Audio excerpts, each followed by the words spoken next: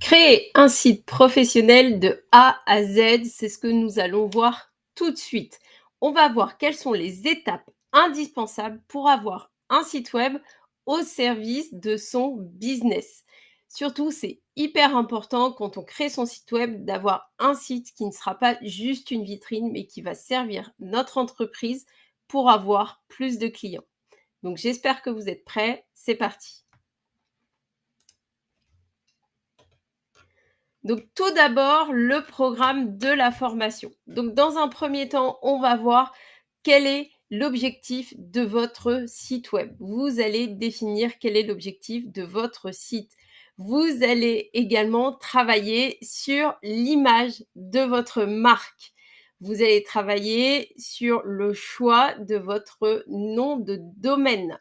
C'est un élément essentiel pour la création de votre site web. On parlera également d'hébergement web.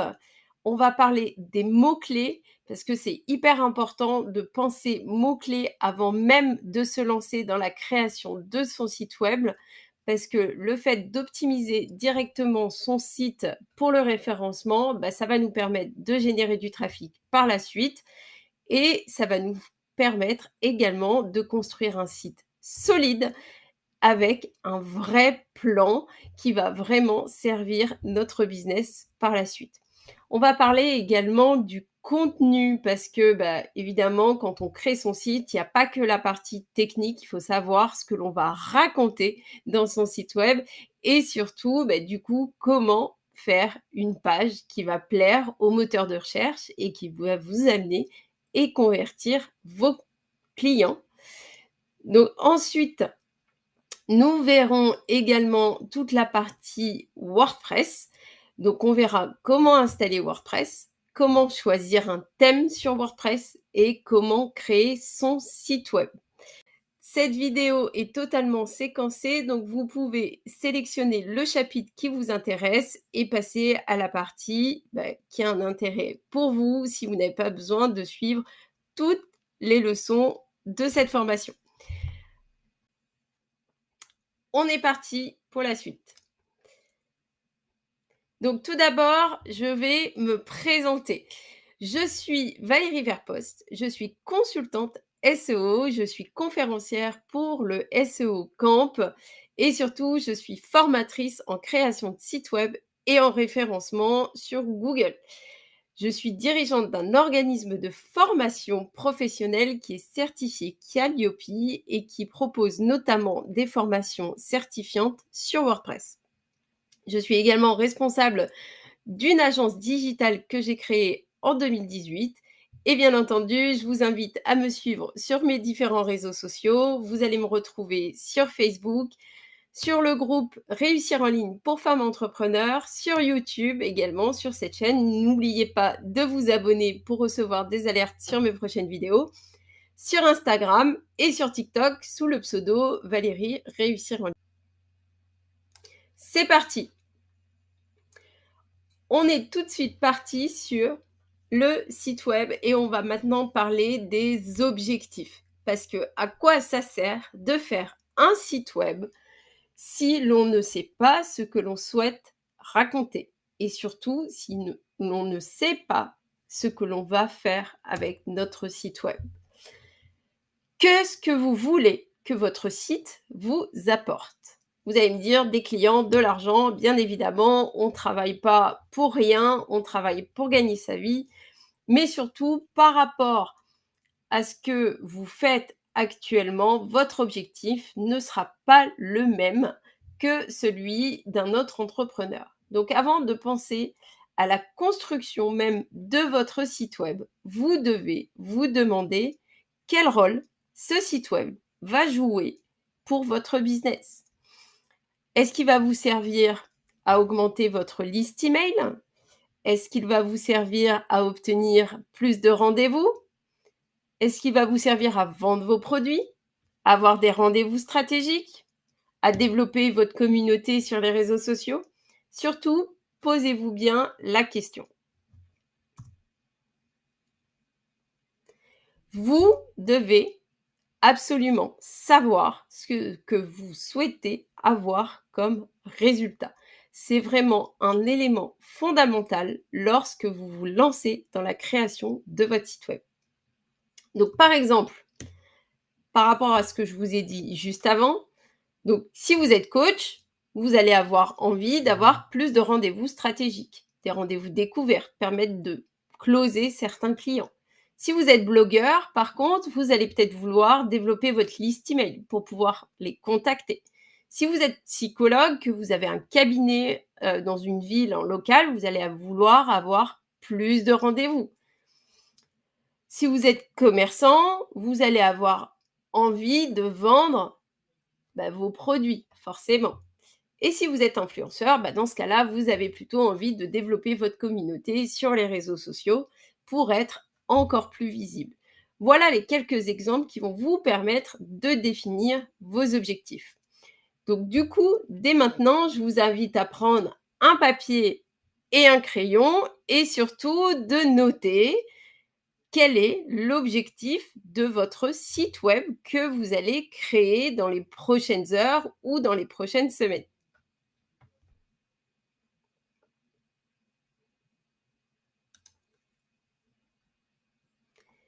Donc on a vu que pour démarrer, il faut savoir où on va.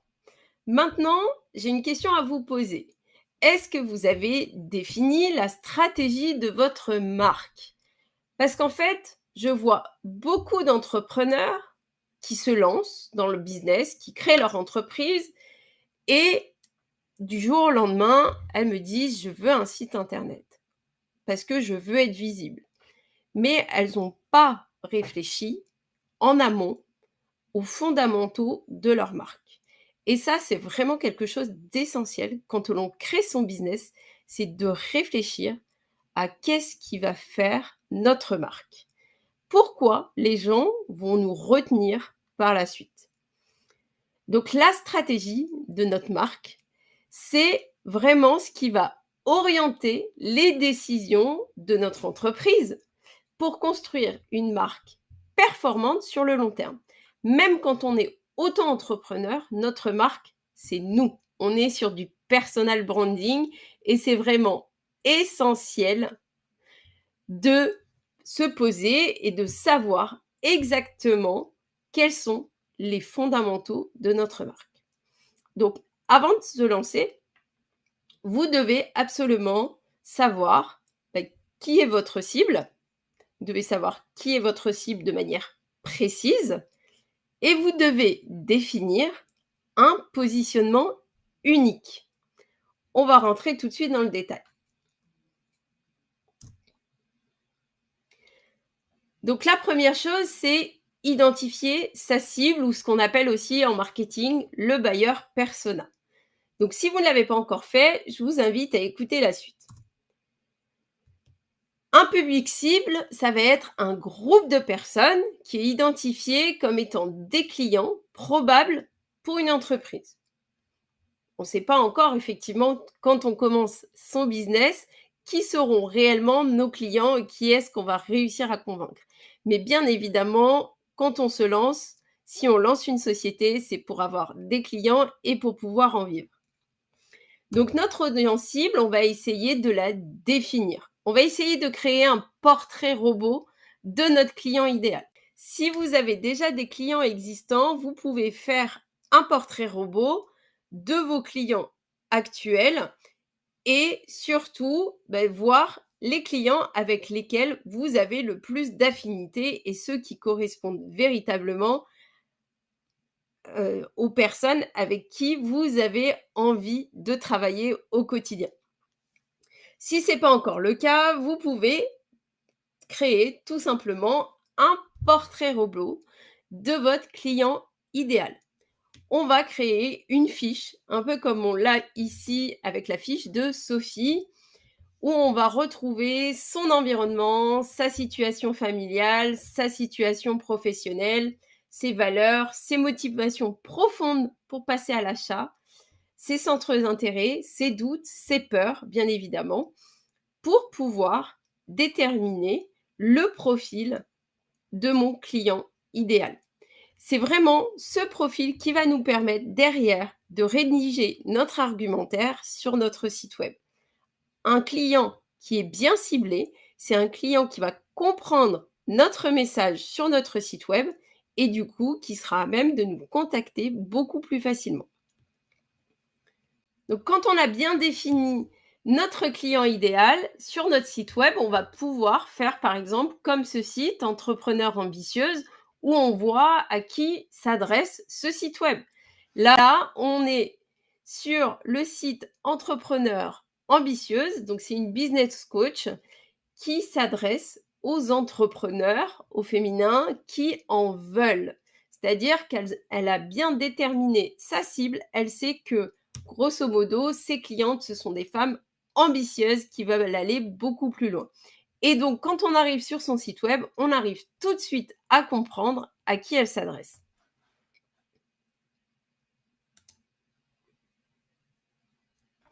Maintenant, on va parler du positionnement. Donc, le positionnement unique de son site web ou en tout cas de son entreprise. Il faut savoir que quel que soit votre métier, quelle que soit votre histoire, vous êtes unique et personne, je dis bien personne, ne fait la même chose que vous de la même façon. Il faut vraiment se mettre ça en tête parce que c'est vrai que quand on se lance, on a l'impression que tout le monde fait la même chose, qu'on est hyper nombreuses sur le marché et qu'en fait, on va jamais réussir à trouver sa place. Mais je peux vous certifier que vous êtes unique, que vous avez des valeurs qui vous sont propres et qui vont faire votre différence et qui vont vous permettre de trouver des clients. Donc pour définir sa proposition de valeur, déjà définissons ce qu'est la proposition de valeur.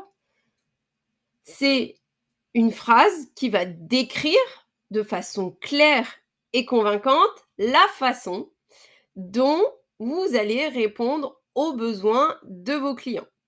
Donc clairement, c'est essentiel pour interpeller votre prospect quand il arrive sur votre site web. Donc votre proposition de valeur, elle doit être claire et simple à comprendre. Elle doit surtout communiquer un résultat qui est concret et elle doit montrer votre différence. On peut avoir cet exemple, nous aidons X à faire Y avec Z. Donc, par exemple, on aide les restaurants locaux à lancer des options de livraison rapide en leur proposant des drones spéciaux pour la livraison. Donc là, on a une proposition de valeur unique. Je vous ai mis également un exemple. J'aime beaucoup Aline, donc j'ai pris l'exemple de son site web. Donc quand on arrive sur son site, on a coaching, business et bonne humeur. Donc là, on sait clairement comment elle se positionne. Et elle nous propose donc à votre service pour vous donner l'énergie et les stratégies pour booster votre chiffre d'affaires et accélérer vos résultats. On a tout de suite compris ce qu'elle nous propose et comment elle va nous proposer.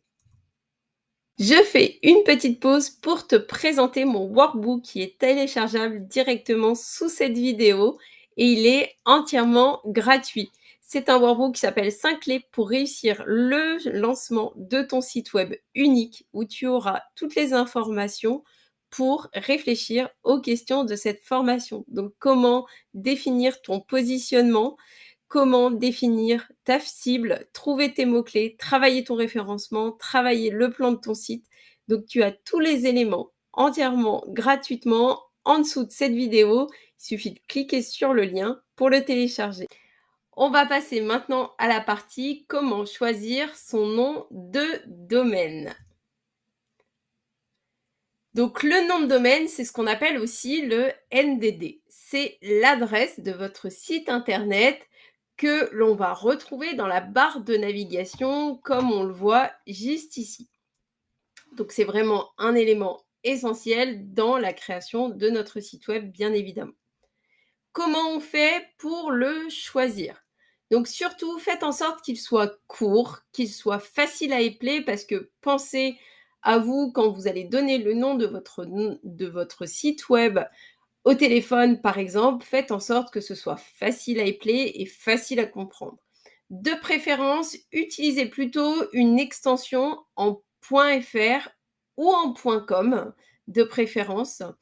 Et si vous pouvez acheter les 2, c'est encore mieux, ça va vous permettre de protéger votre nom de domaine, à la fois sur le .fr et sur le .com. Sachez que vous pouvez rediriger un .fr vers un .com ou à l'inverse, rediriger le .com vers le .fr. Ça dépend où vous allez créer votre site web. Quand vous choisissez votre nom de domaine, surtout, vérifiez bien son antériorité avant de l'acheter. Donc vous pouvez aller sur un site qui s'appelle webarchive.org pour vérifier l'antériorité du domaine. Si vous vous rendez compte que le nom de domaine a eu une antériorité, qu'il a été spammé avec du texte en chinois ou dans une langue qui n'est pas la vôtre, dans ce cas-là, je vous déconseille d'acheter ce domaine. Il peut être pénalisé par Google et du coup avoir du mal à remonter par la suite dans les moteurs de recherche. Lorsque vous avez choisi votre nom de domaine, bien évidemment, je vous invite à le vérifier sur un site comme Internet BS pour vérifier s'il est bien disponible. Donc ici, par exemple, on va tester réussir en ligne. Donc bien évidemment, réussir en ligne, c'est mon nom de domaine. Donc le .fr, il n'est pas disponible, mais il y a d'autres extensions qui sont disponibles que je pourrais éventuellement acheter si je le souhaitais. Donc vérifiez bien dès que vous avez choisi votre nom de domaine qu'il est bien disponible et surtout vérifiez l'antériorité du domaine.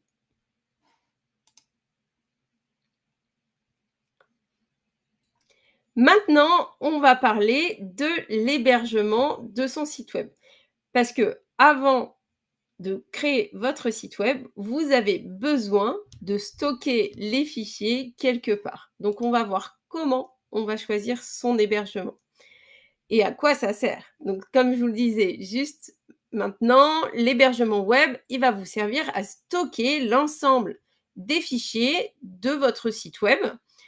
Donc, vous allez devoir choisir un hébergeur qui va mettre à votre disposition un espace de stockage pour votre site. Personnellement, j'aime beaucoup OdoSwitch qui est un très très bon hébergeur, qui est très peu cher, qui a une offre unique qui coûte 5 € par mois. Vous avez votre nom de domaine qui est offert la première année et vous pouvez installer sur cet hébergement autant de sites web que vous le souhaitez. Donc, vous avez un prix vraiment tout mini. Vous avez un service client au top qui est là pour vous répondre et vous accompagner si vous avez le moindre problème avec votre site web. Donc n'hésitez pas, le lien, il est sous la vidéo.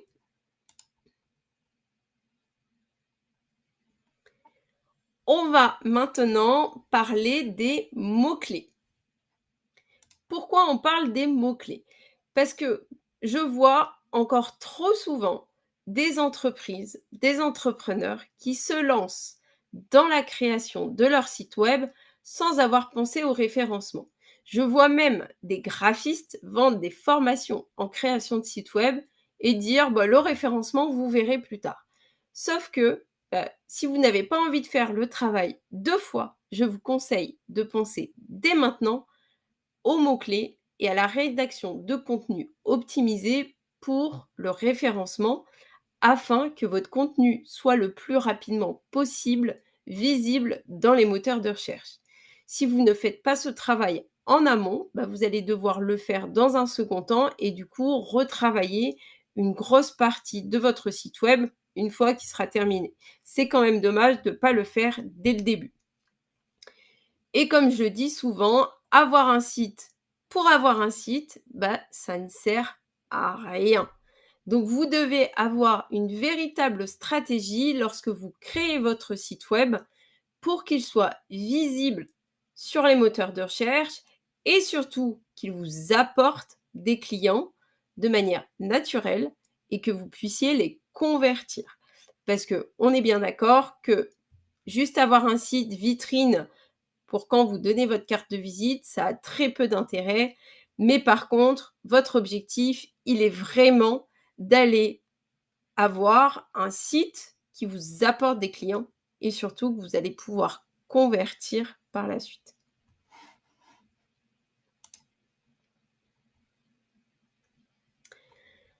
Donc vous devez absolument créer un site web qui va être au service de votre business. Votre business, vous l'aimez, vous l'adorez, c'est ce que vous avez créé, voilà, avec tout votre amour, c'est vraiment votre projet de vie et vous avez envie de réussir et c'est normal. Donc votre objectif, lorsque vous créez votre site web, c'est d'avoir un site web professionnel, bien évidemment, parce que c'est pas parce que vous le faites vous-même qu'il ne doit pas être pro et il faut surtout qu'il prenne le plus de place possible sur la première page de Google. Il faut laisser, le moins de place possible à ses concurrents et je peux vous dire que de la place sur Google, il y en a encore beaucoup à prendre. Donc pour ça, pour aller chercher les premières places sur Google, on va travailler ce que l'on appelle le SEO. Le SEO, ça veut dire Search Engine Optimization. C'est l'ensemble des actions que vous allez mener sur votre site web et en dehors de votre site web dans un but de faire progresser votre site web sur les moteurs de recherche et notamment sur Google qui est vraiment le moteur de recherche qui est tout d'abord le plus abouti et surtout qui est le plus utilisé en France et dans le monde. Donc pourquoi Google, hein? Pour faire quoi? Eh ben, tout simplement pour avoir du trafic gratuit sur le long terme, des prospects qui arrivent jusqu'à vous sans que vous ayez à payer. Je pense que c'est plutôt assez cool et que tout le monde a envie d'avoir ça pour son business.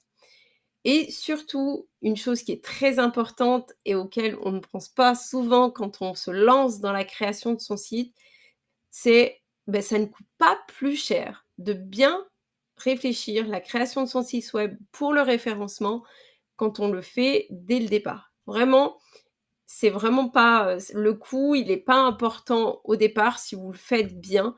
Vous allez surtout avoir des résultats sur le long terme et ça, c'est vraiment ce qu'il y a de plus important. Donc comment on fait pour travailler ces fameux mots-clés? Il faut savoir que chaque page qui a pour objectif de se positionner sur Google doit avoir un mot-clé spécifique. Donc une page, un mot-clé principal par page. Ça, c'est vraiment quelque chose d'essentiel à retenir. Comment on fait maintenant pour trouver des mots-clés? Vous allez pouvoir tout simplement vous rendre sur Google. Vous allez pouvoir regarder Google Suggest, par exemple, donc les suggestions dans la barre de recherche. Vous allez pouvoir regarder les recherches associées aussi également. Donc, c'est ce qu'on a tout en bas de la page sur Google.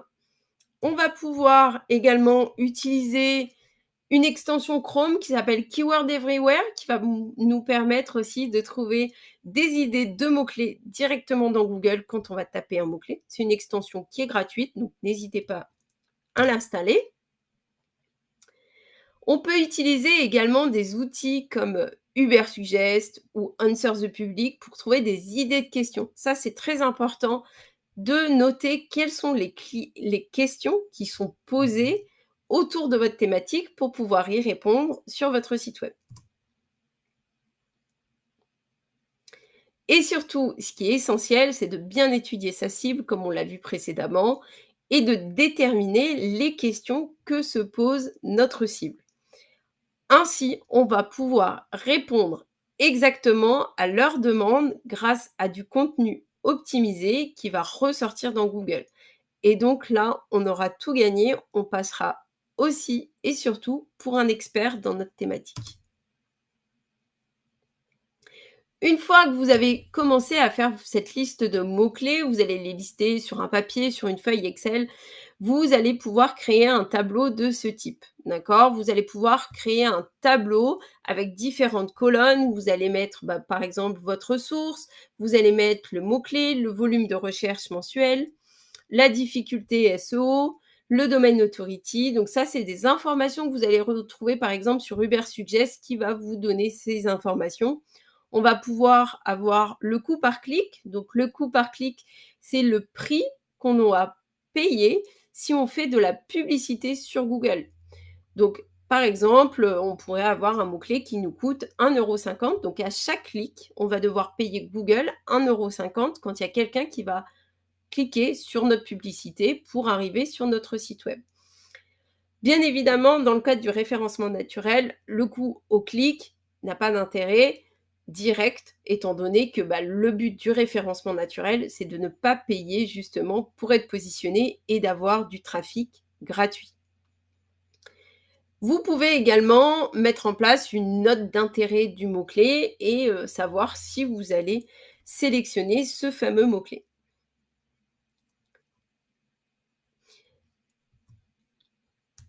Donc, ensuite, quand vous avez finalisé votre liste de mots-clés, que vous avez listé vos produits et vos services, on passe à la partie plan de site. Donc, à quoi ça sert d'avoir un plan de site? Tout d'abord, comme quand on construit quelque chose, là, vous allez construire votre site web. Donc, c'est comme si vous construisiez votre maison. C'est mieux de faire un plan avant. Bien évidemment, quand vous faites votre maison, les, la société du bâtiment, elle n'arrive pas sans avoir le plan de l'architecte en amont. Et pour votre site web, c'est exactement la même chose. Ça va vous permettre d'avoir une ligne directrice pour créer votre site web et surtout savoir exactement les pages que vous allez créer sur votre site. Et vous allez pouvoir faire évoluer le plan de ce site par la suite avec des nouvelles pages, avec par exemple des articles de blog ou des choses comme ça. Partons de définir le plan de notre site. Donc, à partir bien évidemment de l'analyse de nos mots-clés que l'on a fait précédemment, on va lister tous les mots-clés que l'on a retenus pour pouvoir les intégrer dans le plan de notre site. On va également lister quels sont nos produits et nos services pour les associer à ces mots-clés. Et on peut, par exemple, faire notre plan de site sur un outil qui s'appelle Glue Maps. Vous retrouverez également le lien sous cette vidéo. C'est un outil qui est gratuit et qui va vous permettre de schématiser votre plan de site comme ceci. Donc, on va avoir, par exemple, notre page d'accueil et nos différents domaines d'activité, nos prestations. Et bien évidemment, n'oubliez pas à chaque page que vous souhaitez positionner de mettre un mot-clé associé. Une page égale un mot-clé avec un objectif de référencement pour Google.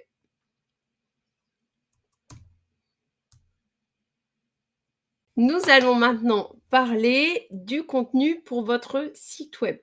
Bien évidemment, quand vous vous lancez dans la création de votre site web, je vous conseille de penser à ce que vous allez mettre dans votre site avant même de vous lancer dans la partie technique.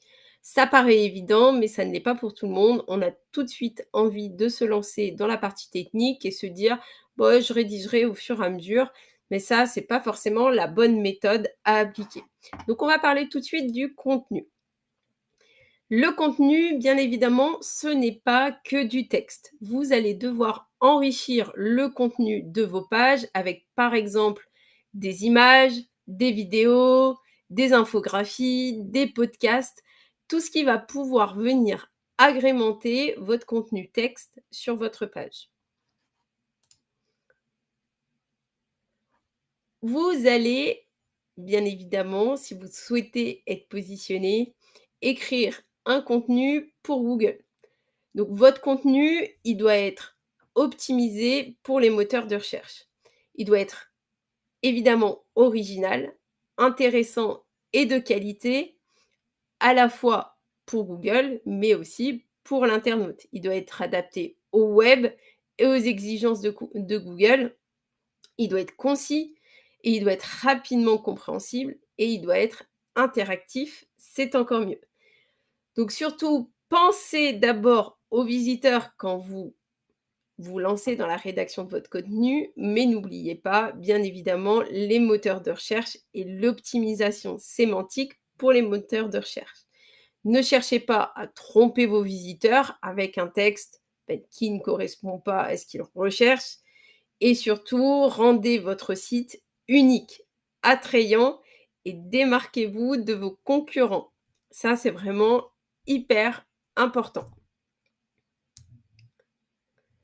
Nous allons maintenant passer à l'installation de WordPress.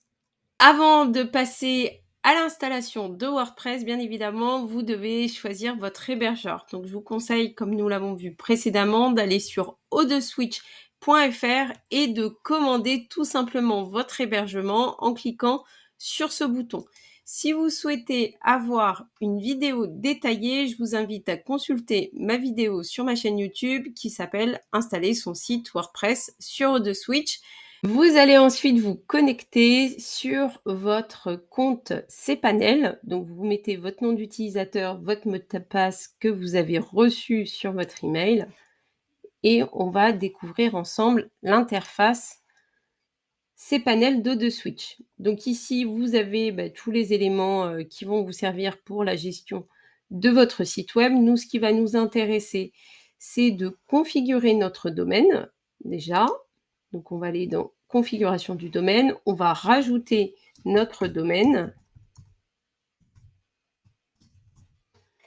Voilà, tout simplement, on va créer un accès FTP, donc vous mettez un mot de passe et ensuite vous pouvez rajouter votre domaine. Voilà, une fois votre domaine configuré, vous allez pouvoir retourner dans la partie cPanel.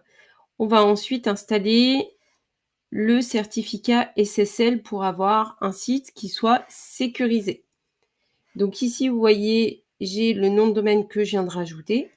Donc, je vais faire action. Donc, ça dépend si c'est en français ou en anglais. Donc, si votre cPanel il est configuré en français, c'est marqué générer. Ici, c'est en anglais, donc c'est écrit issue. Donc, il y a juste à cliquer pour générer le certificat. Le certificat est maintenant installé, donc on va pouvoir aller installer WordPress sur notre site web. Donc, on va retourner dans l'interface cPanel et on va aller tout en bas sur la partie WordPress. Il suffit de cliquer, on arrive maintenant sur l'interface Softaculous et ici on va pouvoir faire Install Now ou si c'est en français, installer maintenant. Donc il nous suffit maintenant de sélectionner notre nom de domaine. Vous voyez si vous voulez les W ou pas les W. Vu qu'on a configuré le HTTPS, le certificat, il est installé. Sélectionnez HTTPS et notre nom de domaine. Ici, on a la dernière version de WordPress que l'on souhaite installer. Donc, on va sélectionner tout simplement la dernière version qui est disponible. Quand votre certificat SSL est actif, vous n'avez rien qui s'affiche, mais ça ne vous empêche pas quand même d'installer votre site web. Ici, vous pouvez mettre le nom de votre site, la description. Ici, vous n'avez pas besoin de cocher. Là, vous pouvez mettre votre nom. Hein, c'est Valérie, donc je vais mettre Valérie. Vous allez pouvoir mettre un mot de passe. Voilà, tout simplement. Et mettre votre adresse sur laquelle vous allez recevoir vos emails. Si vous ne l'avez pas encore fait, si vous n'avez pas encore configuré votre adresse email, vous pouvez le faire directement sur l'interface cPanel dans la partie configuration des emails. Ici, on va installer en français. On peut installer les extensions qui sont proposées directement par Odeswitch. Vous pouvez en avoir plus ou moins. Vous n'êtes pas obligé de les installer. C'est à vous de voir ce que vous souhaitez faire. Ici, moi, je vous conseille de mettre le nom de votre site pour vous retrouver plus facilement dans les bases de données. Parce que si à terme, vous voulez installer d'autres sites web sur le même hébergeur, bah, ça vous permettra de retrouver plus facilement vos bases de données. Une fois que vous avez tout rempli, il suffit de cliquer sur Installe et ça va installer votre site WordPress directement. Notre site WordPress est maintenant installé sur notre serveur. Il nous suffit de cliquer sur l'URL d'administration pour pouvoir accéder au back-office de notre site WordPress. On est maintenant sur le back-office de notre site WordPress et donc on va faire rapidement un tour du propriétaire pour voir ce que l'on y retrouve. Donc on arrive ici sur la partie accueil. Ici, on a la partie articles où on va pouvoir gérer par la suite nos articles de blog, où on va pouvoir créer de nouveaux articles de blog. Ici, on va pouvoir gérer notre bibliothèque de médias. Dans la partie page, on va pouvoir créer de nouvelles pages, gérer les commentaires, gérer l'apparence. Donc on verra, on va en reparler juste après de cette partie-là. On va pouvoir rajouter des extensions. Les extensions sont indispensables sur WordPress pour vraiment personnaliser notre site comme on le souhaite. On va pouvoir gérer les comptes utilisateurs, gérer les différents outils, les différents réglages. Et ça, c'est l'extension qu'on a rajoutée pour gérer les attaques, ce qu'on appelle des attaques de force brute, donc pour éviter de se faire hacker notre site. Donc si on vient dans notre partie apparence, donc ici on est sur WordPress 6.0 qui est un site que l'on appelle en full site editing que l'on va pouvoir configurer de A à Z uniquement avec les blocs et avec Gutenberg. Nous, on ne va pas utiliser le thème de base, on va installer un thème qui s'appelle Divi, qui est pour moi le meilleur thème. Maintenant que nous avons installé WordPress sur notre hébergement préféré, on va voir comment choisir son thème. Et c'est vraiment un point qui est hyper important pour la suite de notre projet dans la construction de notre site web. Déjà, qu'est-ce que c'est qu'un thème? Un thème, c'est un modèle de mise en forme qui offre des options afin de créer le design de votre site web plus rapidement. Donc, son choix est vraiment essentiel dans le design futur de votre site web. Et selon le thème que vous allez choisir, il va pouvoir être aussi plus bénéfique pour votre référencement et également vous permettre de faire des choses ou pas sur votre site web. Donc, bien choisir son thème est essentiel pour le design du site, comme je le disais, pour le référencement et également pour la facilité de réalisation de son site web. Quels sont les thèmes les plus communs et les meilleurs thèmes sur WordPress? Donc le premier, bien en avant devant les autres, qui est le plus utilisé, c'est Divi. C'est un thème premium qu'on va payer à vie ou qu'on peut payer chaque année, mais qui est vraiment super. On a également Zixilite, qui est pas mal utilisé pour la partie e-commerce, qui a à peu près 3000 utilisations. Il y a une partie gratuite et une partie, bien évidemment, payante qui nous permet d'avoir plus d'options. On a Ocean WP qui est très utilisé également et qui va nous permettre de faire soit de l'e-commerce, soit du site vitrine classique. On a Storefront qui est beaucoup utilisé également et Nave qui est également un site qui nous propose pas mal d'options. Donc vous avez ici les meilleurs thèmes WordPress. Pour la suite de cette formation, on va utiliser Divi et on passe tout de suite derrière mon écran. Donc dans la partie thème, on va aller sur Ajouter, on va téléverser un thème et on va aller chercher notre thème Divi sur notre ordinateur pour pouvoir l'installer. Divi, c'est un thème d'Elegant Theme. Donc, avant de pouvoir l'installer sur votre site web, vous devez acheter une licence et vous avez le lien juste en dessous de la vidéo pour pouvoir acquérir le thème. Donc, ici, on va faire installer maintenant et donc notre interface de WordPress va évoluer un peu en fonction du thème que l'on a installé. Donc on va activer notre thème, bien évidemment. Et ici, donc, on a notre thème Divi qui est maintenant installé. Une fois que vous l'avez installé, vous allez aller dans la partie Divi, dans la partie mise à jour. Vous allez rentrer votre nom d'utilisateur et votre clé API. Une fois que vous avez mis vos informations, vous pouvez sauvegarder les changements. On va regarder rapidement à quoi ressemble notre site pour le moment. Donc pour le moment, il ne ressemble pas à grand chose, mais on va voir que très rapidement, on va pouvoir créer la page d'accueil de notre site web. Donc maintenant, dans la partie apparence, on a des nouvelles choses qui sont apparues. On a la partie thème, on peut personnaliser notre thème, jouer sur les widgets, créer notre menu, travailler sur les arrière-plans ou éditer les fichiers du thème, chose que nous n'allons pas faire pour le moment. Avant de démarrer, on va regarder quelques réglages de base que l'on peut faire sur Divi. Donc dans la partie générale, ici, on va pouvoir télécharger le logo de notre site web. Donc ça va être intéressant justement pour la suite, pour avoir une image qui va s'afficher correctement donc sur notre site. Donc ce que je vous conseille ici, c'est vraiment d'aller télécharger du coup votre image pour votre logo. Donc, on va aller chercher l'image, on va faire mettre en ligne et on va aller chercher notre fichier. Donc ici, je bascule mon logo et donc mon logo va maintenant s'afficher par la suite sur mon site web. Ici, c'est intéressant, je vais pouvoir configurer ma palette de couleurs par défaut. Donc selon votre charte graphique, vous allez pouvoir configurer vos différentes couleurs. Si vous n'avez pas encore de couleurs, vous pouvez utiliser un site comme Colors par exemple et vous allez pouvoir choisir une palette de couleurs, tendance par exemple, pour votre site web.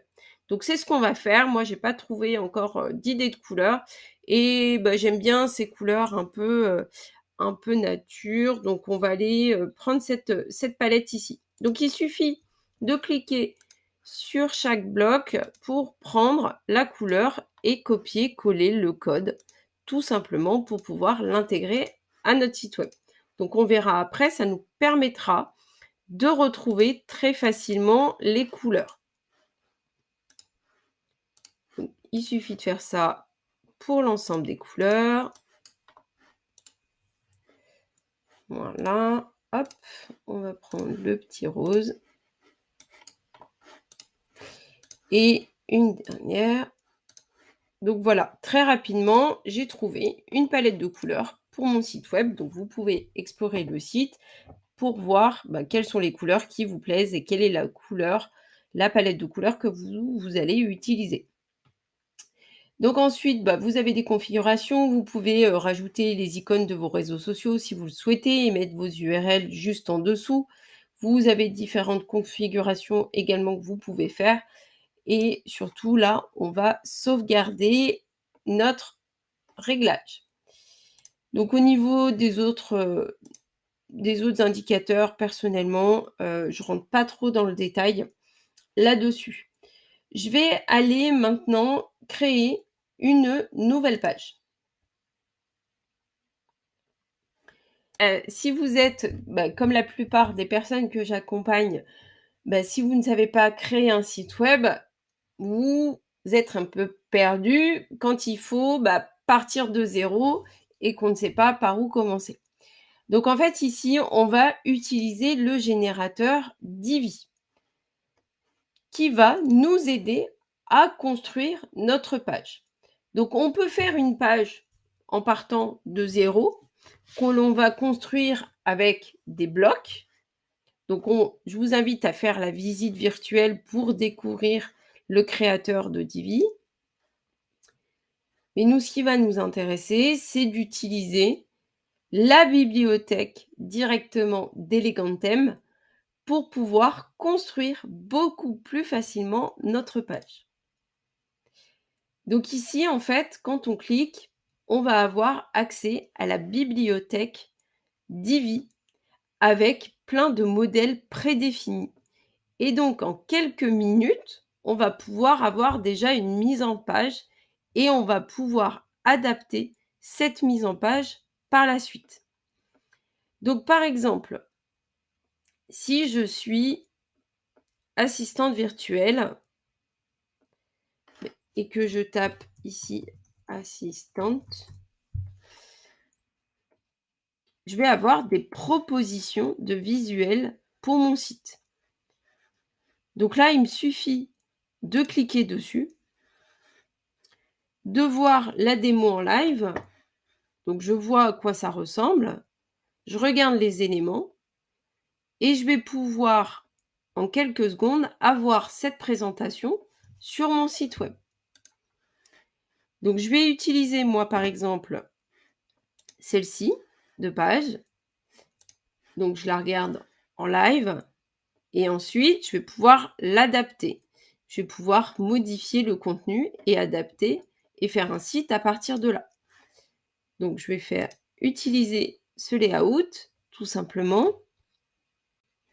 Donc là, j'ai ma page qui a été construite. Bon, là, on voit pas trop à quoi elle ressemble. Donc, en fait, on va cliquer tout simplement sur construire sur le front-end et on va ensuite pouvoir personnaliser notre page. Une fois que votre modèle est chargé, vous allez pouvoir le personnaliser entièrement à votre sauce. Donc, en fait, il faut savoir que sur Divi, ça fonctionne avec des sections. Ensuite, vous allez avoir dans chaque section des lignes qui sont représentées en vert. Et ensuite, dans chacune des lignes, vous allez avoir des modules. Vous allez pouvoir modifier un module indépendamment les uns des autres. Donc, par exemple, ici, je vais vouloir modifier cette image pour mettre une nouvelle image que j'ai sélectionnée. Donc, ça, c'est une image que je peux avoir sur mon ordinateur et je peux l'importer directement sur mon site. Donc, je vais charger cette nouvelle image et ça va venir remplacer la précédente. Maintenant, ce qui va m'intéresser, c'est de modifier le texte. Donc, pareil, je vais me positionner sur le module et je vais cliquer sur la petite roulette pour pouvoir modifier le texte. Donc, si je suis assistante virtuelle, eh bien, je vais plutôt l'écrire dans l'autre sens. Assistante virtuelle. Donc là, je vais avoir mon titre qui va être modifié et surtout, je vérifie bien que je suis bien en H1 pour avoir mon mot-clé qui s'affiche correctement. Au niveau du style, par exemple, je vais le mettre un tout petit peu plus petit, donc je vais aller dans style H1 et ici, je vais pouvoir changer un peu la taille du texte pour que ça s'affiche correctement. Je peux également, si je le souhaite, modifier la couleur du texte en fonction de ma charte graphique. Donc ici, je pourrais le mettre, je sais pas, comme ça, en marron par exemple. Donc chaque élément, vous allez pouvoir tout personnaliser. Vous allez pouvoir également changer la couleur du fond. Ici, donc on a un fond qui est en crème comme ça. Je pourrais le mettre en bleu si je le souhaite pour pouvoir vraiment le faire coller avec ma charte graphique. Donc chaque élément, vous allez pouvoir cliquer dessus et personnaliser. Ici, c'est pareil, vous allez pouvoir modifier le texte très facilement. Donc là, par exemple, je peux modifier le texte, travailler moins mais mieux, par exemple. Et ici, mon texte va s'afficher. Donc voilà, il suffit de cliquer et de valider. Ensuite, pour enregistrer les modifications de ma page, je vais cliquer sur les 3 petits points et je vais enregistrer mon brouillon.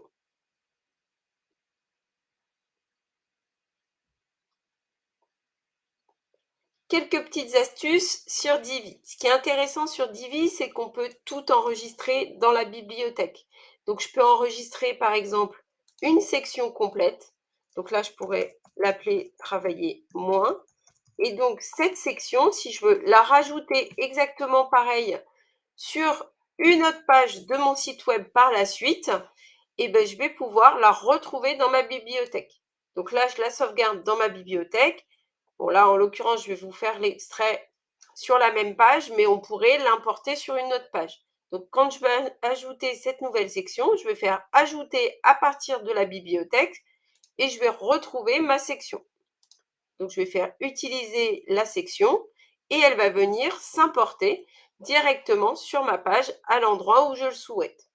Donc ça, c'est vraiment hyper intéressant parce que si vous importez plusieurs modèles de pages et qu'il y a des éléments qui vous intéressent sur une page ou sur une autre, vous allez pouvoir les enregistrer dans votre bibliothèque et surtout, par la suite, les importer là où vous le souhaitez.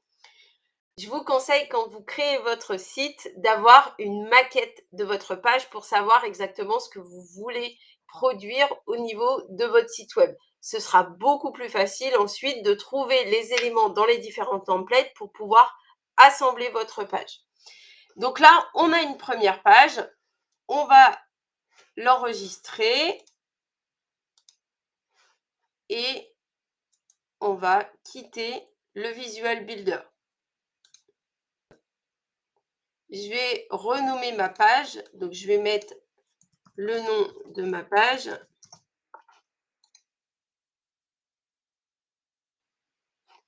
Assistante.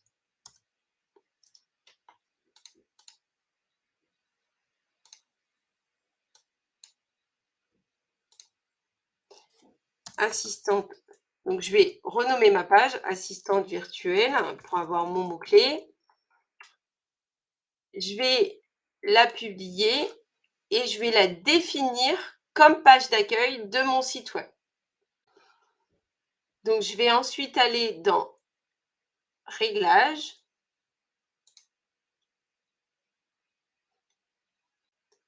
dans Lecture. Et ici, je vais définir ma page d'accueil. Donc, ma page d'accueil, c'est celle qui s'appelle Assistante virtuelle. Et je vais enregistrer les modifications. Maintenant, quand je vais sur mon site, j'ai la page telle que je l'ai modifiée. D'accord? On va maintenant créer une deuxième page. Créer, page. On va faire la même chose. On va prendre un autre template dans le même thème. Alors, bien sûr, il existe des centaines de modèles de pages par rapport à toutes les thématiques sur Elegantheme. Donc ça, c'est vraiment hyper intéressant parce que ça va vraiment vous permettre de construire votre site web, quelle que soit votre thématique. Donc ici, je vais utiliser le générateur de Divi et je vais créer une page contact. Donc on va choisir la mise en page à partir des mises en page prédéfinies. Ici, je vais faire pareil. Je vais taper assistante pour retrouver plus facilement les modèles de page. Donc voilà, là j'ai mes pages. Donc ici, je vais choisir la page contact. Donc, je vais pouvoir l'importer.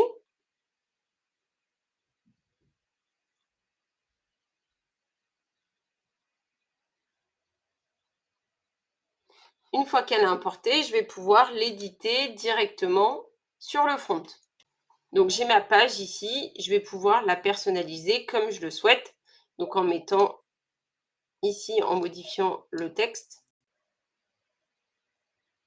Donc, je vais cliquer sur la molette pour pouvoir mettre à jour mon texte.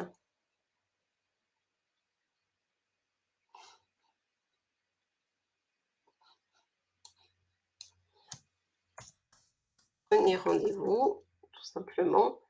Et ensuite, vous mettrez vos coordonnées, votre numéro de téléphone, etc.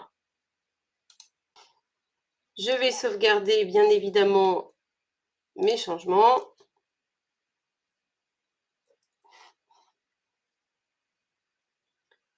Et ensuite, je vais quitter le Visual Builder et aller modifier ma page. Donc ici, ma page, elle s'appelle Contact. Je vais pouvoir la publier. Maintenant, ce qui va nous intéresser, c'est d'aller créer notre menu. Donc, on va aller dans Apparence, Menu. Et ici, on va créer un menu principal. Voilà, qui sera notre menu principal. On fait créer le menu.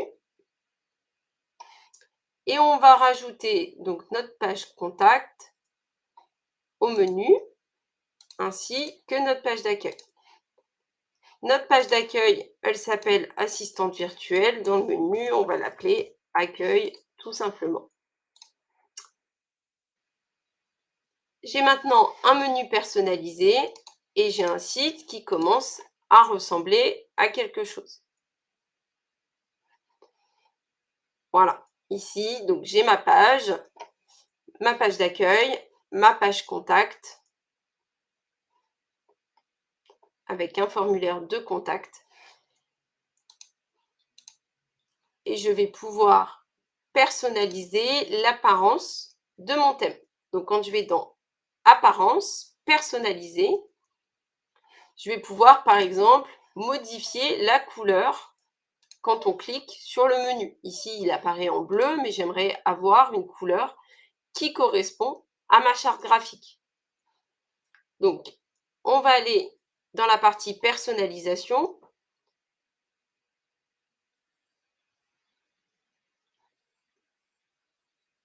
On a différents éléments que l'on va pouvoir personnaliser. On a les paramètres généraux, donc au niveau de l'identité du site, les paramètres de mise en page, donc à voir si on veut avoir un menu emboîté ou pas.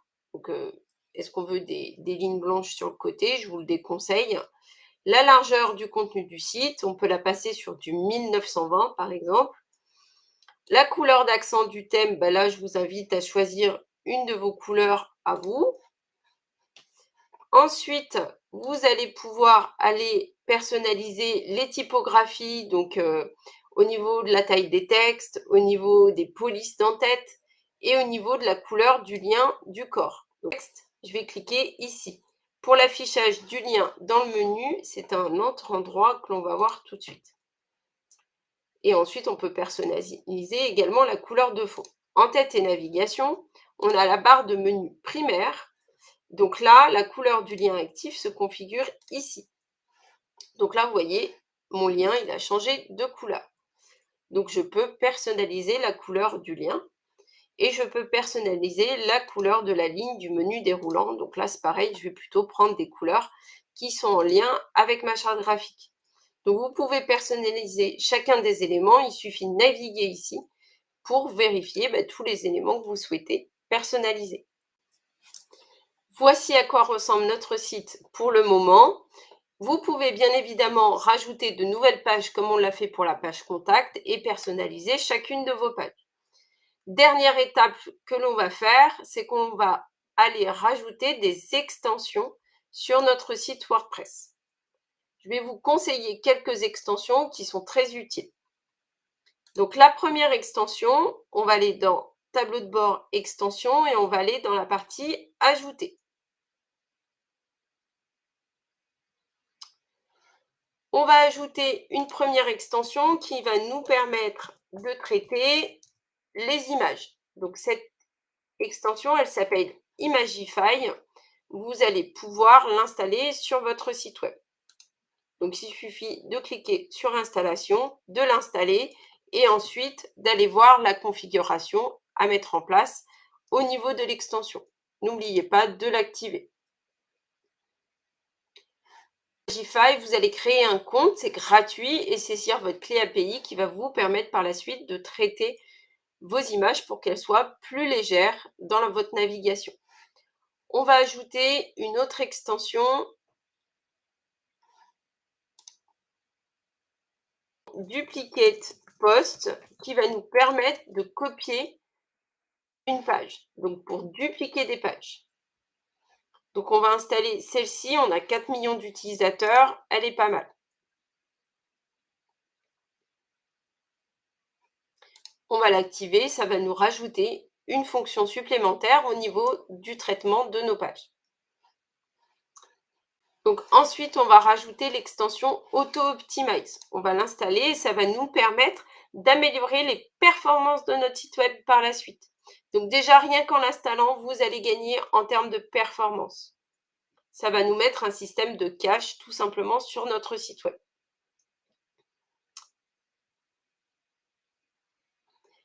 Ensuite, on va rajouter une autre extension pour pouvoir gérer les balises titres, les métadescriptions, notamment dans Google. On va installer l'extension Yoast SEO.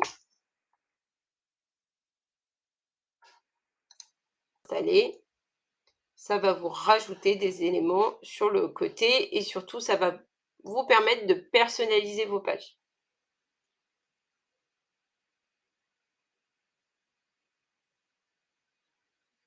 Enfin, on va installer une extension qui va nous permettre d'être en conformité avec le RGPD. Cette extension s'appelle Compliance, donc vous allez l'installer et vous allez tout simplement l'activer et suivre les instructions d'installation pour mettre votre site en conformité. Vous avez maintenant différentes extensions que vous allez pouvoir rentrer dans les réglages pour vérifier ce que vous souhaitez activer ou pas pour chacune de ces extensions. Mais en tout cas, chacune de ces extensions vont être très utiles pour votre site web. Vous pouvez maintenant, à partir des modèles que je vous ai montrés, donc des templates de Elegantem, voici ce que l'on peut obtenir. Donc on peut vraiment personnaliser le texte, changer les images et surtout avoir un site rapidement qui soit opérationnel et surtout qui ait un aspect professionnel. J'espère que vous avez aimé cette formation complète pour créer votre site web de A à Z. Si vous avez des questions, n'hésitez pas à les mettre en commentaire. Et surtout, si vous avez apprécié, à liker cette vidéo et à vous abonner à ma chaîne YouTube pour avoir encore plus de conseils et des alertes pour mes prochaines vidéos. Alors à très vite!